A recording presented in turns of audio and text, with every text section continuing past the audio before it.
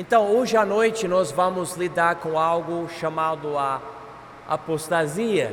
Apostasia, que seria muito bom para nós, porque é um assunto que causa um pouco de conflito.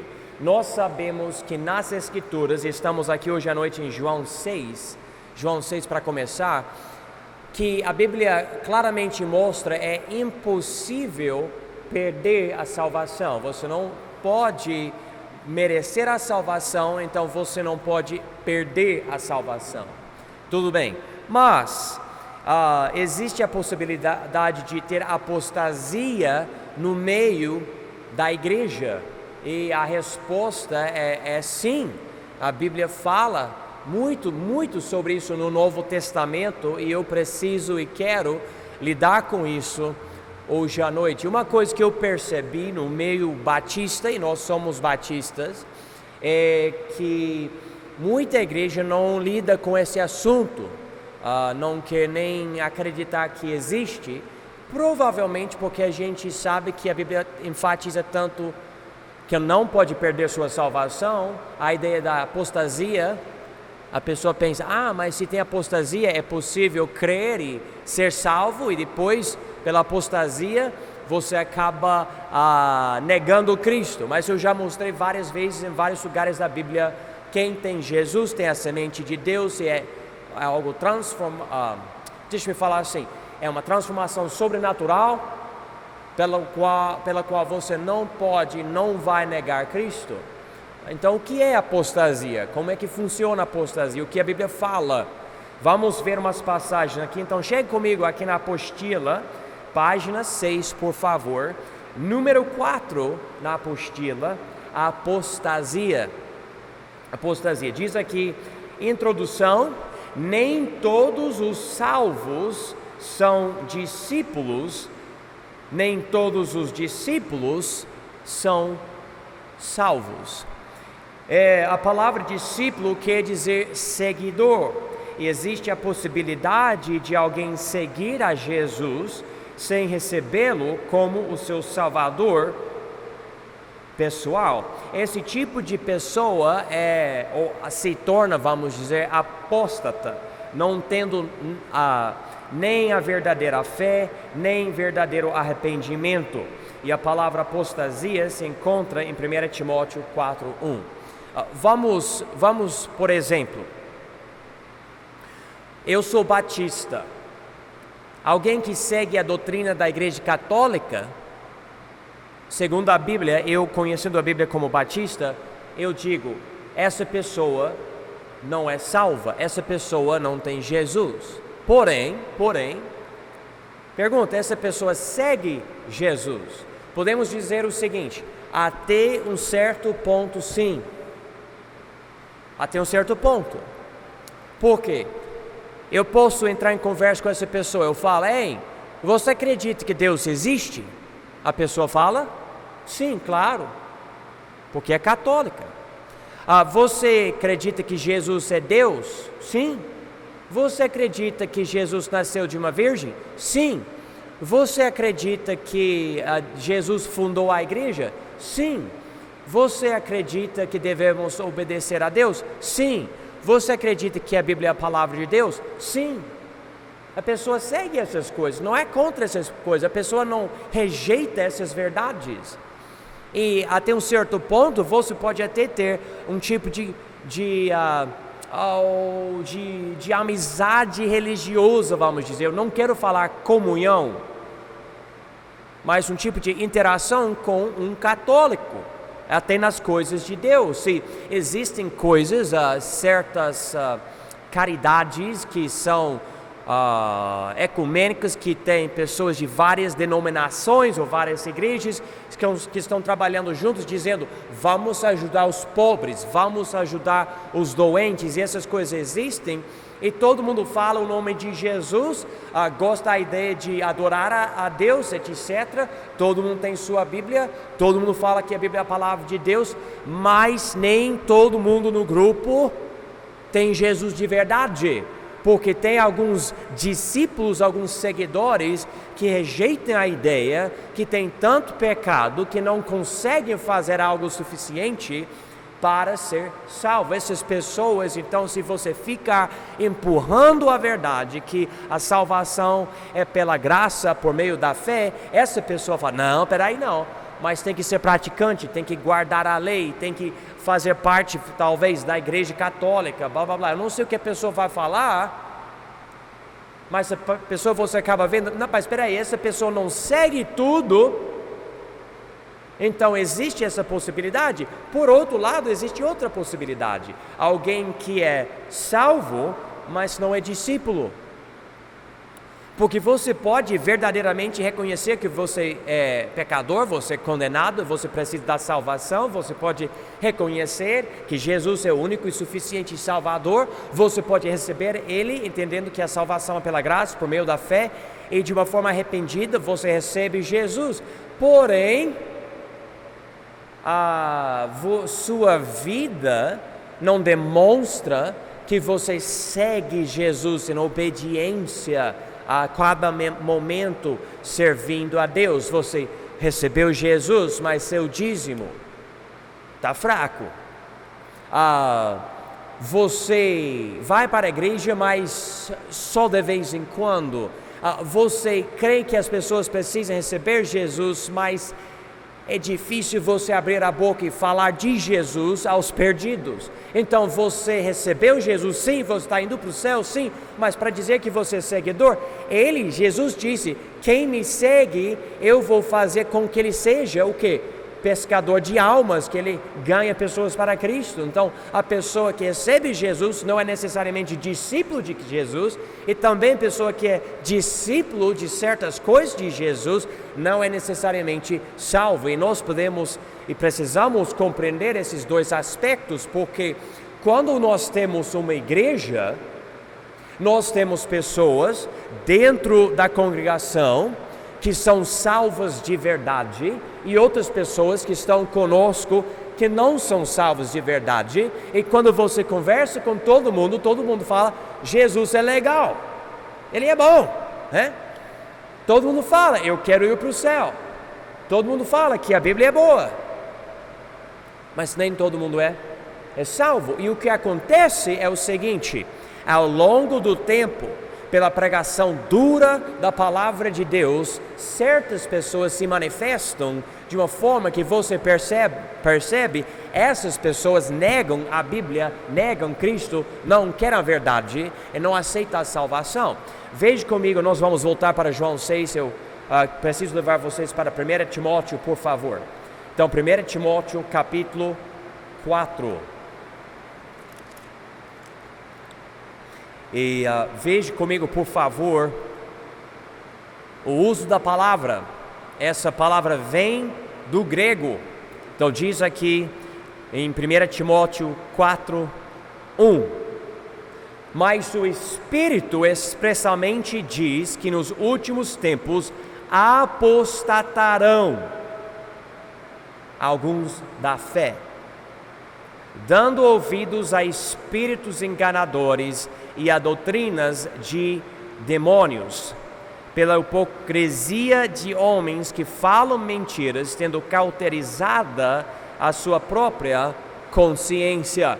Então aqui pode marcar a palavra apostatarão alguns da fé, pessoas que estavam na fé, pessoas que estavam ouvindo a fé, pessoas que estavam seguindo a fé até um certo ponto, mas essas pessoas não tinham fé verdadeira em Jesus Cristo como seu Salvador, e acabam negando a verdade e rejeitando a verdade de Jesus Cristo. Então essa é a ideia. Vamos ver vários casos bíblicos disso. Vamos começar em João 6. Em João 6, nós estamos com Jesus no ministério terrestre dele. Jesus conseguiu um monte de discípulos. Quantas pessoas seguiam Jesus? Na época, ninguém sabe, mas nós sabemos por certas passagens, bem mais do que 5.000. Lembra quando ele tinha um monte de gente? Ele estava alimentando essas pessoas e tinha 5.000 homens, e além disso mulheres e crianças. Então você imagina o grupo, pessoas basicamente viajando com ele, querendo ouvir tudo que ele pregava, pessoas que nem comiam comida, querendo ouvir as pregações de Jesus, e também comer a comida que ele fornecia por milagres, e também querendo ouvir ele debater contra os fariseus e saduceus, etc. Havia muita coisa dentro da vida de Jesus que chamava a atenção dos outros. Muitas vezes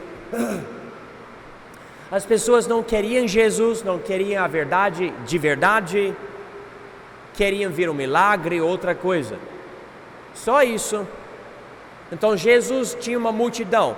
Aqui em João 6, vamos chegar aqui em versículo 60. Muitos, pois, dos seus discípulos, ouvindo isto, disseram: duro é este discurso, quem o pode ouvir? Ele pregou algo muito complicado para eles, porque ele falou para eles aqui: vocês vão ter que comer a minha carne e beber o meu sangue. Ele estava falando de uma forma espiritual, mas eles não compreenderam e não queriam nem dar espaço para essa ideia com paciência. Versículo 61. Sabendo, pois, Jesus em si mesmo que os seus, marca a palavra, discípulos murmuravam disto, disse-lhes: isto escandaliza-vos? Que seria, pois, se visseis subir o Filho do Homem para onde primeiro estava? O Espírito é o que vivifica, a carne para nada aproveita. As palavras que eu vos digo são Espírito e vida. Ou seja, há uma expressão atrás de tudo isso, e o significado vai dar vida espiritual para vocês. Versículo 64. Mas há alguns de vós que não creem. Porque bem sabia Jesus desde o princípio que eram os que não criam e quem era o que o havia de entregar. Então, por favor, se quiser colocar uma linha e marca aqui em versículo 64, os que não criam, e liga essas palavras com a palavra discípulos em versículo 61. Discípulos que não criam, seguidores que não tinham fé verdadeira. Ou seja, no contexto de hoje, pessoas na igreja que falavam boas coisas de Jesus, até que um certo ponto de pregação, essas pessoas falam: não quero mais isso não, e a pessoa vai embora. Versículo 65. E dizia, na verdade, antes de eu terminar o versículo 64, ele diz no finzinho: e quem era que o havia de entregar? Entre o grupo de discípulos, alguém ia entregar Jesus para os inimigos dele, para ele ser crucificado. Eu estou pensando especificamente em Judas Iscariotes, não somente discípulo, mas mais do que discípulo. Judas Iscariotes era o quê? Apóstolo. E a Bíblia chama ele em outro lugar, o diabo. Veja comigo aqui versículo 65. E dizia: por isso eu vos disse que ninguém pode vir a mim se por meu Pai não lhe for concedido. Desde então, marca aqui, versículo 66, muitos dos seus discípulos tornaram para trás e já não andavam com ele, que eu acho muito interessante. João 6:66, 666, esse versículo aqui é onde um monte de discípulos tornaram para trás e já não andavam com ele. E veja aqui o que é o fator principal. Versículo 67. Então disse Jesus aos 12: quereis vós também retirar-vos?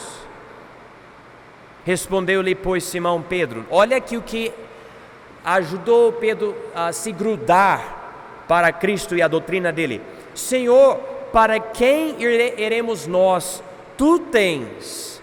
Ele não diz aqui milagres ou boas obras, não, ele diz aqui, tu tens as palavras da vida eterna, ou seja, eu tenho fé, eu acredito no que o Senhor fala, e as tuas palavras são palavras da vida eterna.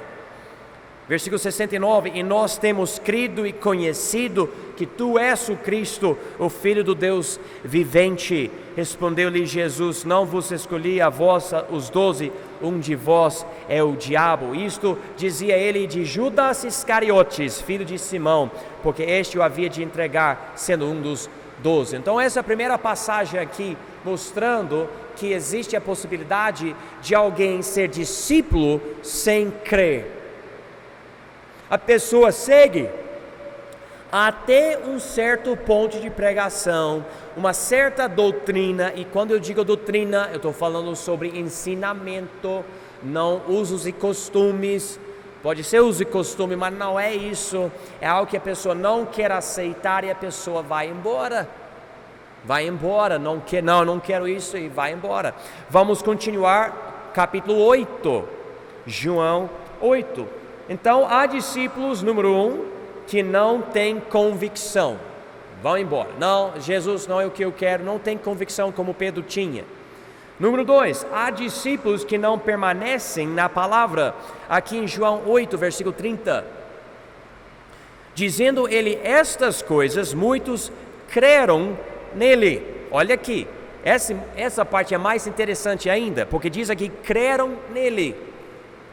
Jesus dizia, pois, aos judeus que criam nele, se vós permanecerdes na minha palavra, pode marcar essa frase aqui, verdadeiramente sereis meus discípulos, e conhecereis a verdade vos libertará. Então essas pessoas eram um certo tipo de discípulo, com certo tipo de crença em Jesus, mas uma crença fraca, uma crença que não ia permanecer, uma crença que não era para a salvação, e essas pessoas não iam permanecer, essas pessoas não conheciam a liberdade através de Jesus ainda. Ele continua aqui, versículo 33, responderam-lhe, somos descendência de Abraão e nunca servimos a ninguém, como dizes tu, sereis livres. Ele está falando ou conversando com essas pessoas que criam nele, até um certo ponto. Versículo 34, respondeu-lhes Jesus, em verdade vos digo, que todo aquele que comete pecado é servo do pecado. Eles não queriam aceitar isso. Mas eu creio. Mas você é servo do pecado. Não sou. Versículo 35. Ora, o servo não fica para sempre em casa, o filho fica para sempre. Se pois o filho vos libertar, verdadeiramente sereis livres. Bem sei que sois descendência de Abraão, contudo procurais matar-me, porque a minha palavra não entra em vós. Isso eu acho incrível, porque ele diz aqui, aos que estavam crendo nele até um certo ponto, vocês querem me matar. Eu falo do que vi junto de meu pai, e vós fazeis o que também viste junto de vosso pai. Responderam e disseram-lhe, nosso pai é Abraão. Jesus disse-lhes, se fosseis filhos de Abraão, faríeis as obras de Abraão. Mas agora procurais matar-me, a mim, homem que vos tem dito a verdade que de Deus tem ouvido. Abraão não fez isto, vós fazeis as obras de vosso pai. Disseram-lhes, pois, nós não somos nascidos de fornicação, temos um pai que é Deus.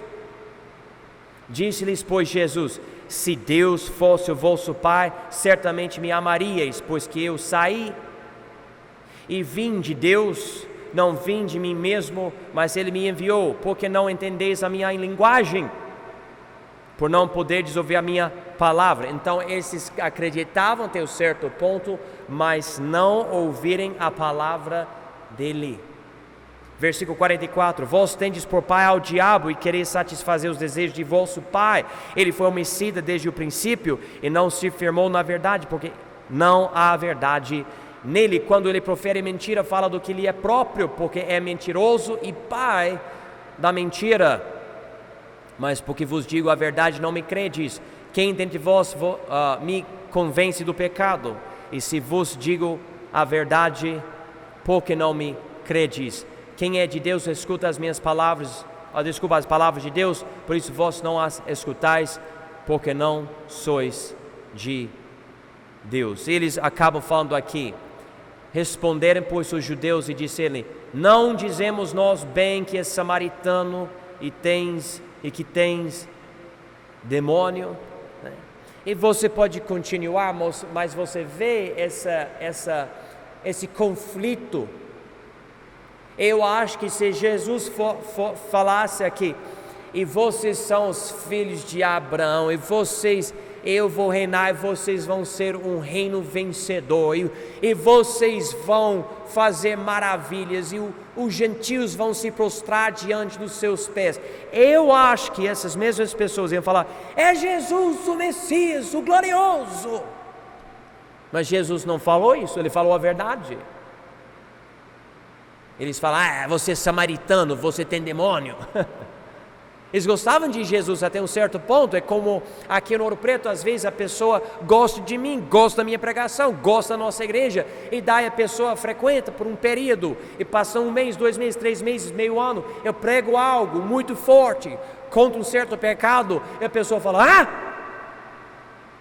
se ele acredita nisso, eu não vou frequentar mais essa igreja, e vaza, não está mais aqui, vai embora. Lembra aquela pregação, uns meses atrás eu preguei, e perdemos o quê? A metade da nossa igreja. Mas quem são essas pessoas? A Bíblia diz que não estão conosco, porque não são de nós. 1 João nos ensina isso. Vamos continuar. Atos capítulo 8, por favor. Atos 8. Número 3, há discípulos que têm motivos errados.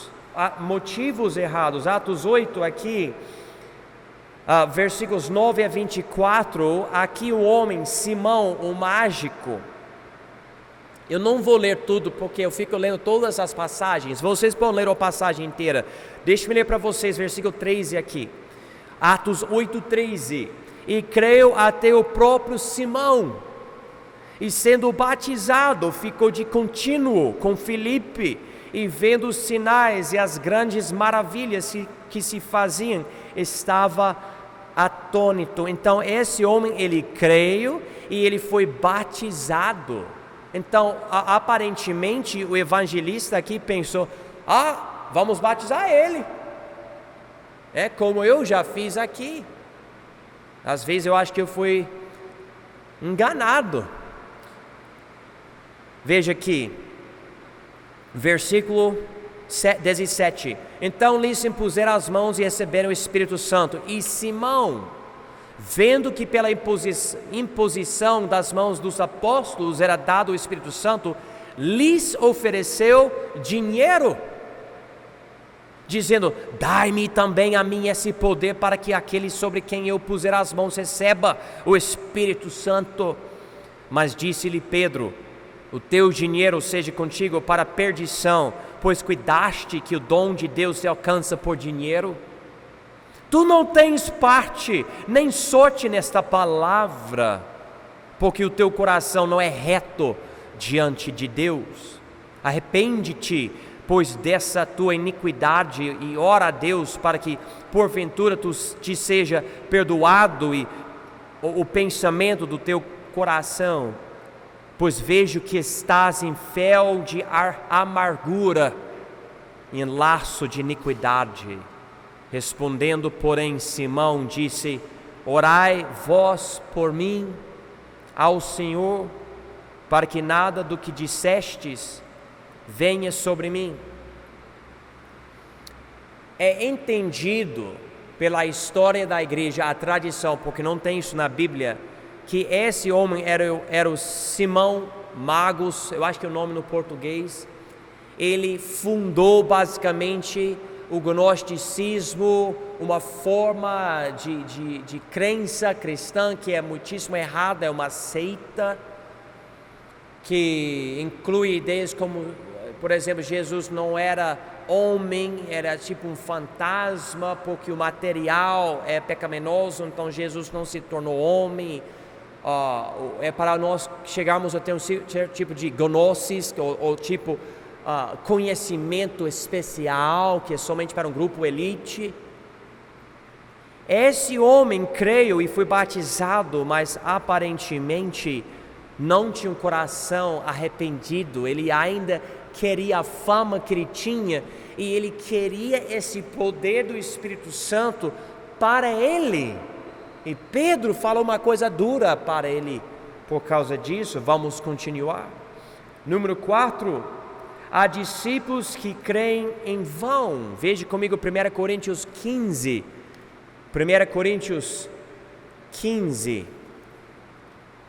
Novamente, vamos enfatizar, não é alguém salvo, é alguém que segue até um certo ponto, pode até crer em muitas coisas. Note as palavras de Paulo nessa carta aos Coríntios, um grupo super errado, e ele falou algo interessante aqui, 1 Coríntios 15, versículo 1. Também vos notifico, irmãos, o evangelho que já vos tenho anunciado, o qual também recebestes e no qual também permaneceis. Isso faz nos lembrar de João 8. Ele diz aqui, versículo 2: pelo qual também sois salvos. Note que marca a palavra se. Pelo qual também sois salvos, se o retiverdes, tal como vos tenho anunciado, se não é que crestes em vão. Ou seja, se a sua, entre aspas, fé em Jesus pode ser largada, você não tem fé para a salvação. Você está participando de uma, vamos dizer, experiência. Bom, eu vou receber Jesus, eu vou fazer a oraçãozinha, vou me batizar, vou frequentar a igreja, vou fazer as coisas da igreja, para ver se a minha vida vai melhorar, se eu vou gostar. E, irmãos, com essa doutrina hoje em dia aqui na América do Sul, da libertação e da prosperidade, o número de pessoas que vêm para a igreja para experimentar com Deus, para ver, vamos ver o que vai mudar na minha vida. Se algo ficar legal, eu vou ser crente, se não, eu vou sair fora. O número de pessoas que faz isso é incrível. E muitas vezes, na hora que a pessoa entra, já dá para ver que a pessoa vem com uma ideia muito errada, que a pessoa está querendo usar Deus, usar a salvação, usar o Espírito Santo, usar a igreja, em vez de chegar aqui de um coração arrependido, dizendo, se Jesus não salvar a minha alma, eu vou passar a eternidade no lago de fogo. E a gente então precisa pregar e pregar e pregar contra o pecado, e que o lago de fogo existe, porque as pessoas têm essa ideia que Jesus é um tipo de espírito, que como Papai Noel, né? Ele vem para dar presentes para nós, e não é assim. Vamos continuar. Número 5, há discípulos que dão ouvidos a espíritos enganadores. A gente já viu isso, mas em 1 Timóteo capítulo 4, diz aqui, versículos 1, 2 e 3, mas o Espírito expressamente diz que nos últimos tempos apostatarão alguns da fé, dando ouvidos a espíritos enganadores e a doutrinas de demônios, pela hipocrisia de homens que falam mentiras, tendo cauterizada a sua própria consciência, proibindo o casamento e ordenando a abstinência dos alimentos que Deus criou para os fiéis. E nós podemos continuar lendo mais, mas proibindo o casamento, por exemplo, na igreja católica, os padres e as, como se fala? As mulheres.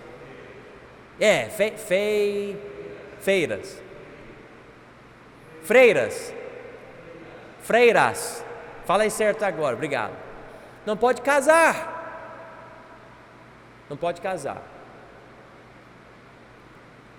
Tem certas igrejas que falam, não pode comer essa carne,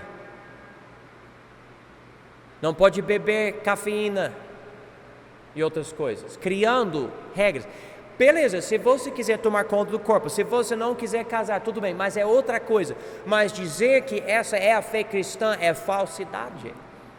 E tem gente na igreja que acaba indo para essas coisas. Como eu falei, eu conheci um homem na minha faculdade, muito reto, muito rígido. Foi para Israel para ser missionário e ele acabou se tornando judeu. Tipo, ele rejeitou a luz de Cristo e voltou para a sombra do Velho Testamento e acabou entrando no judaísmo moderno. Como? Por quê? Porque ele não era salvo, não tinha Jesus.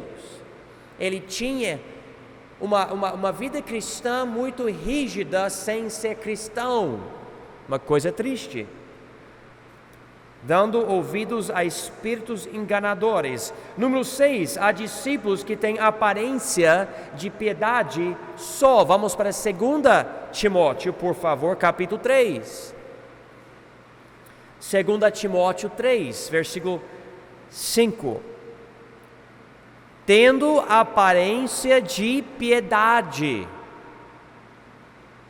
mas negando a eficácia dela, destes afasta-te, porque deste número são os que se introduzem pelas casas e levam cativas mulheres nécias, carregadas de pecados, levadas de várias concupiscências, que aprendem sempre, marca versículo 7, e nunca podem chegar ao conhecimento da verdade, como Janes e Jambres resistiram a Moisés, e assim também estes resistem à verdade, sendo homens corruptos de entendimento e réprobos quanto à fé.